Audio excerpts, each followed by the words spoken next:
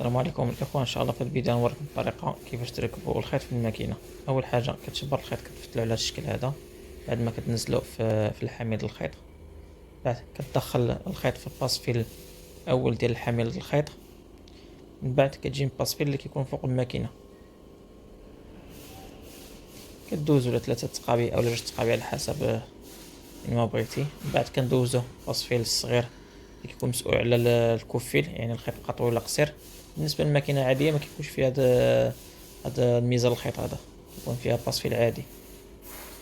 من بعد كندوزوه في ميزان الخيط الرئيسي كما كتجي، كندوزوه ومن بعد كنطلعوه نروسو الكونترول، كنهبطو الباسفيل التحتاني وكنطلعوه شوف من الزاويه الثانيه على هذا الشكل هذا. من بعد كندوزوه في الطوندور هذا هو اللي مسؤول كيزير لنا الخيط. من بعد كندوزو الباسفيلات اللي باقيين هنا وكنركبوه في الباسفيل الصغير ديال الابره، من بعد كنركبو الخيط ديالنا في الابره. هذه هي الطريقه ديال تركيب الخيط.